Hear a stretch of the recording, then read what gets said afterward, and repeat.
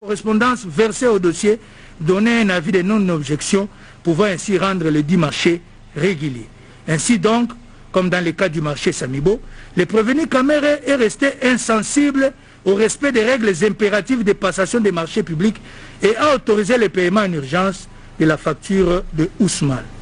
Au vu des dispositions légales et jurisprudentielles sus-évoquées,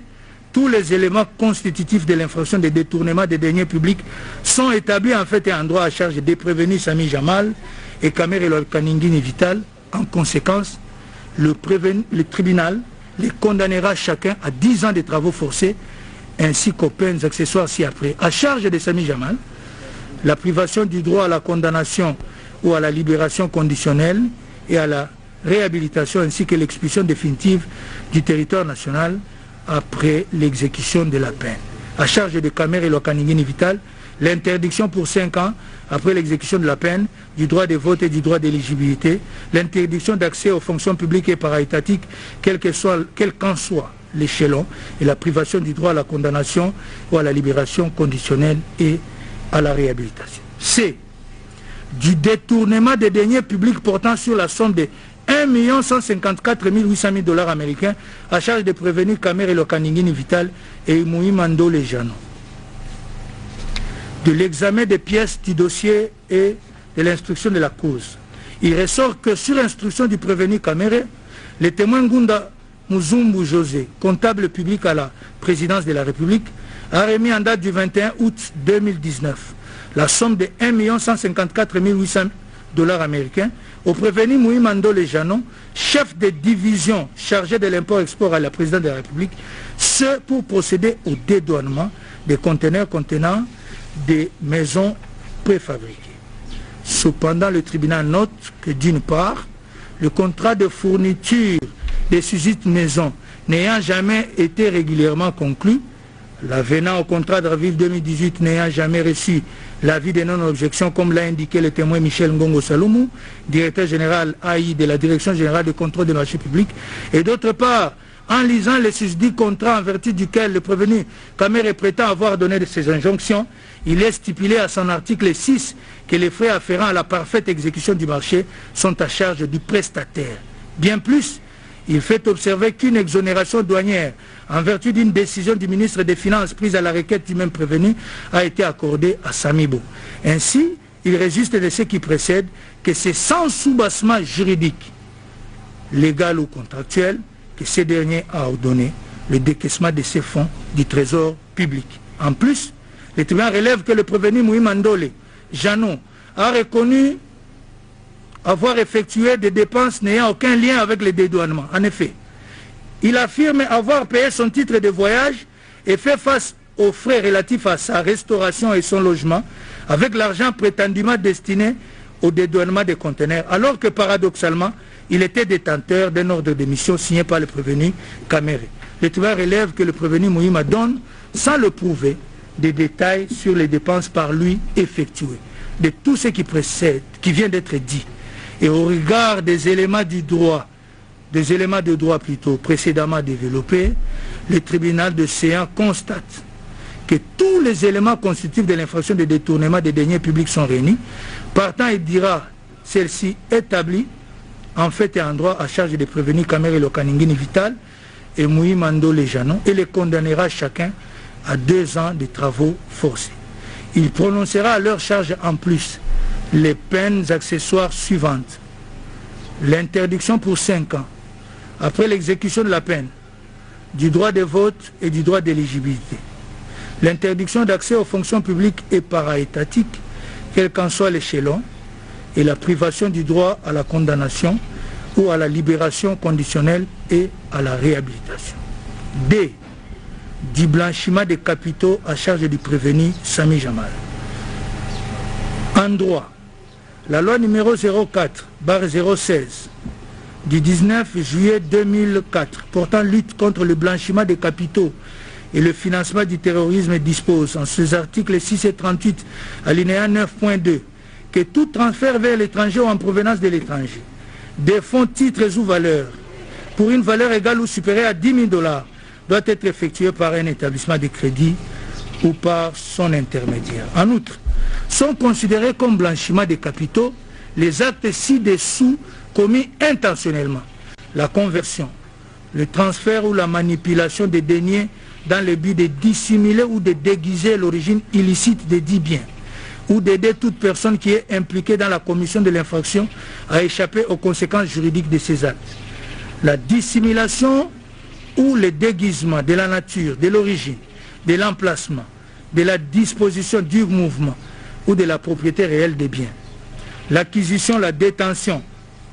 ou l'utilisation des biens par une personne qui sait, qui suspecte ou qui aurait dû savoir que les dits biens constituent un produit d'une infraction, seront punis d'une amende dont le maximum est égal à 3 fois le montant de la somme blanchie. Ceux qui auront effectué ou accepté des règlements en espèces pour des sommes supérieures au montant autorisé par la présente loi ou les textes réglementaires pris pour son application, et ceux qui auront contrevenu aux dispositions de l'article 6 relatives aux transferts internationaux de fonds. Il se dégage de ce qui précède que l'infraction de blanchiment peut être perpétrée du fait tout simplement de transférer frauduleusement plus de 10 000 $ ou en dissimulant les fonds d'origine illicite. Ainsi, cette dernière infraction de blanchiment requiert pour sa consommation la réunion des éléments que voici. L'existence d'une infraction. Le blanchiment suppose la réalisation antérieure d'une infraction. Cependant, la jurisprudence précise qu'il n'est pas nécessaire que la dite infraction ait été punie. Il suffit donc que le juge de fond constate l'existence de cette infraction antérieure.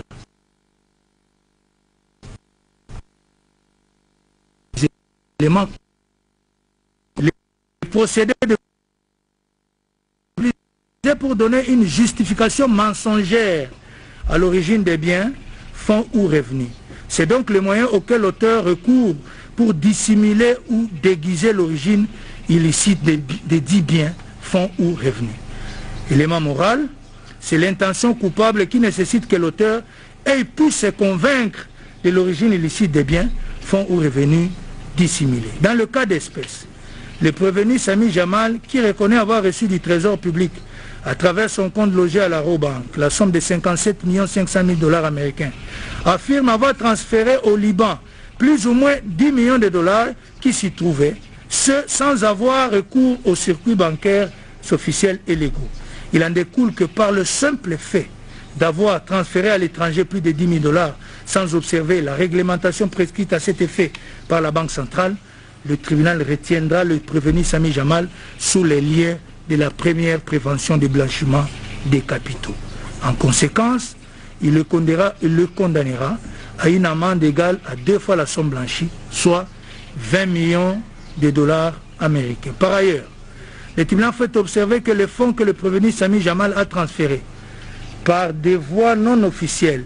au Liban ont été prélevés sur ceux détournés qui pourtant étaient destinés à payer les fournisseurs des maisons préfabriquées, attendu dans le cadre du programme d'urgence de 100 jours du chef de l'État. Il note en outre qu'en procédant comme il l'a fait, le prévenu connaissait bien l'origine illicite des 10 fonds qu'il voulait dissimuler. Il en découle que les éléments matériels et moraux de la seconde incrimination de blanchiment des capitaux sont réunis dans son chef. Partant, il la dira établi en fait et en droit et le condamnera à une servitude pénale principale de 10 ans et une amende égale à 2 fois la somme blanchie, soit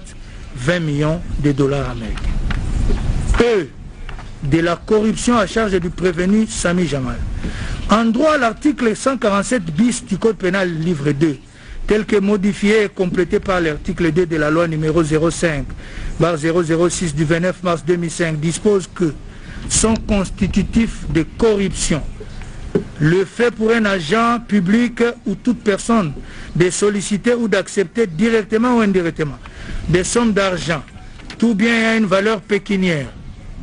ou tout autre avantage tel qu'un don, une faveur,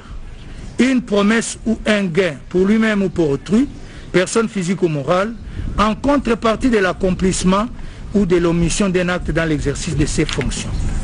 Le fait d'offrir ou d'octroyer, directement ou indirectement, à un agent public ou à une toute personne, des sommes d'argent, tout bien ayant une valeur pécuniaire ou tout autre avantage, tel qu'un don, une faveur, une promesse ou un gain, personne physique ou morale, en vue de l'accomplissement ou de l'omission d'un acte dans l'exercice de ses fonctions. Le fait d'offrir, de donner ou de promettre, directement ou indirectement, un avantage indu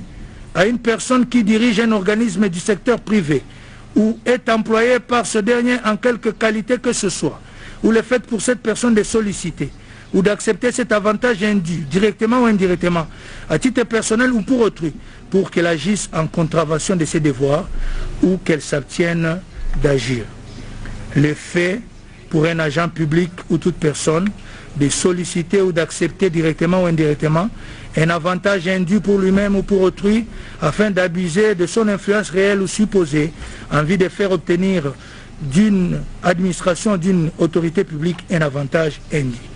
L'usage, la dissimulation ou l'aliénation frauduleuse du produit ou des biens tirés de l'un des actes visés au présent article.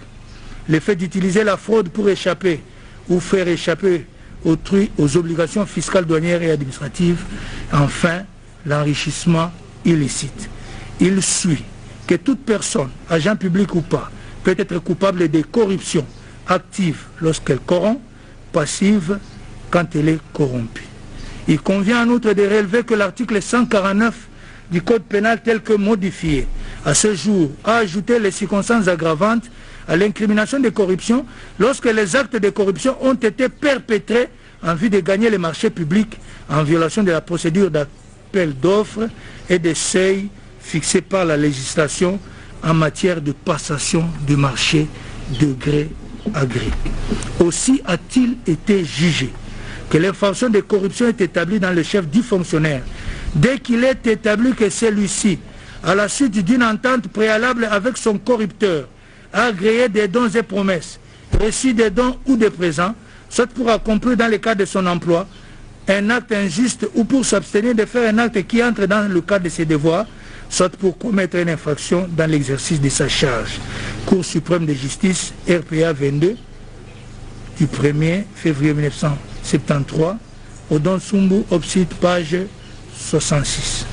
Dans le cas d'espèce, le tribunal relève que le prévenu Sami Jamal, dont le contrat de fourniture de 900 maisons préfabriquées conclu régulièrement en avril 2018 au prix de 26 500 000 $ américains avec le ministre du Développement rural, n'avait pas prospéré, comme l'a soutenu le témoin Pierre Kangoudia Mbaye, ministre du budget de l'époque. Pris contact avec le témoin Daniel Changaloume King alias Massaro, cousin du prévenu Kamere. Aussi fait-il remarquer qu'il fit, en date du 23 janvier 2019, soit 2 jours avant que ce dernier soit nommé directeur de cabinet du président de la République, cession d'une partie de sa parcelle située sur la baie d'Engaliema et mesurant 50 sur 100 mètres à mademoiselle Soraya Mpiana, belle-fille du prévenu Kamere. Le tribunal relève que dans sa déposition, faite au cours de l'audience publique du 4 juin 2020, cette dernière a déclaré ignorer totalement cette cession. Cependant, le témoin Daniel Changaloume King alias Massaro a, après avoir confirmé cette assertion, reconnu avoir délibérément donné le nom de Soraya Mpiana à son donateur, le prévenu Sami Jamal, qui a soutenu avoir fait cette offre à ce dernier pour le récompenser pour des marchés qui lui a fait gagner.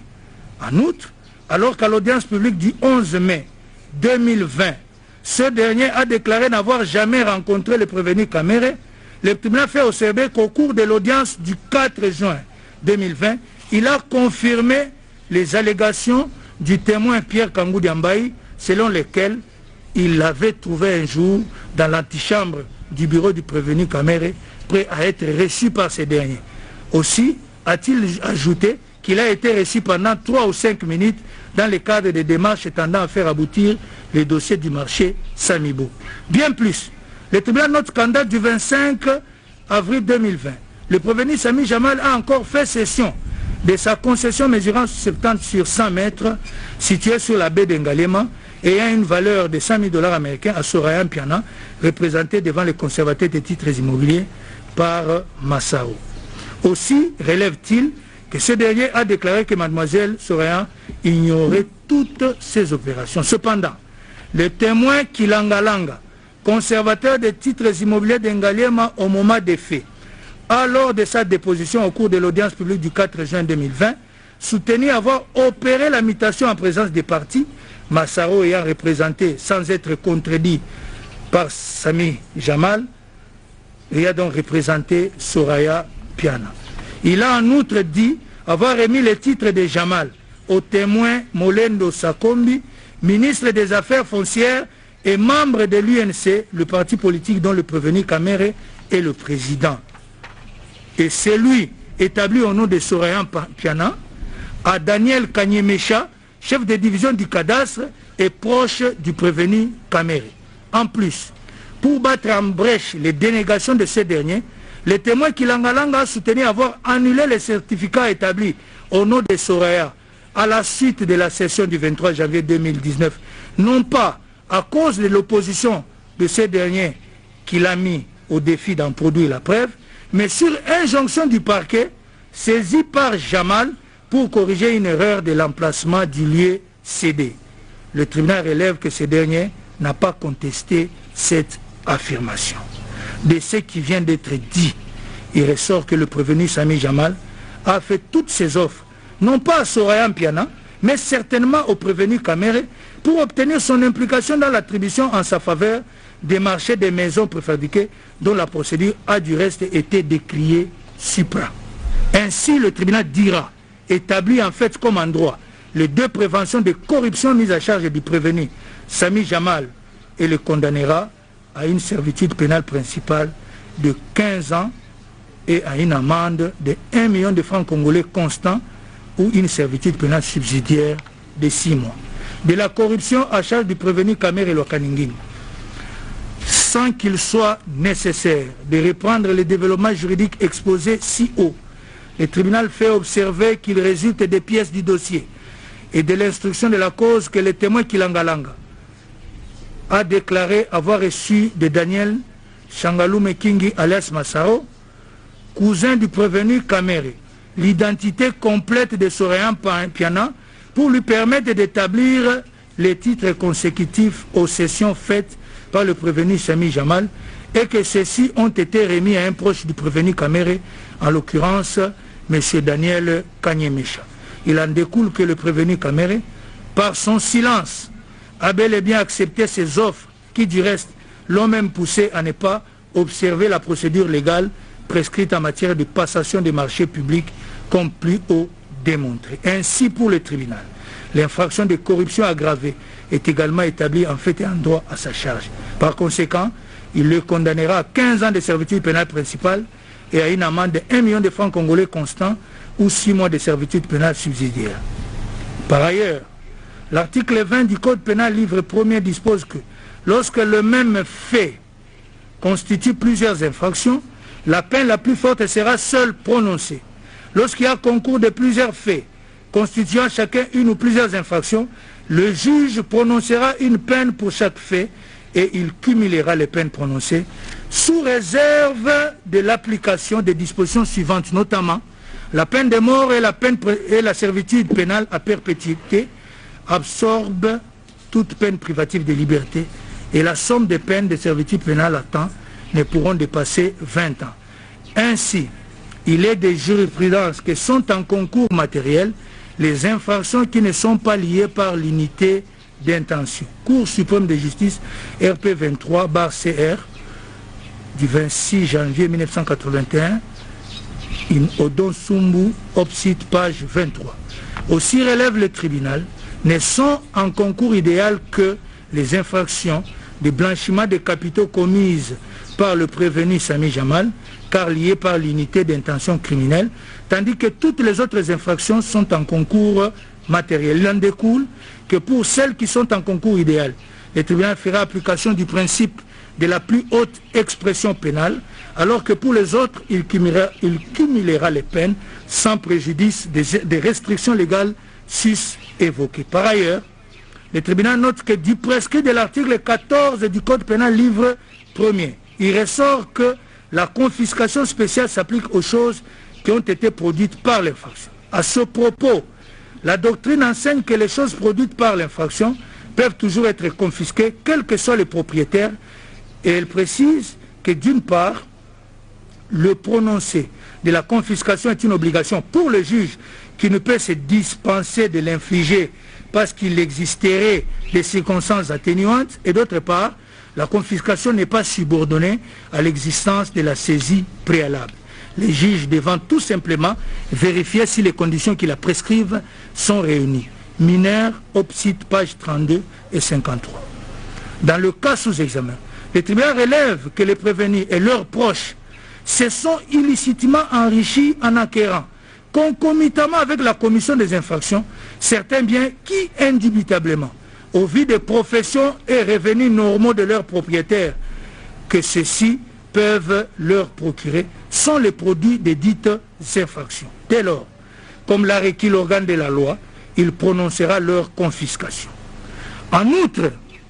l'article 85 du Code de procédure pénale dispose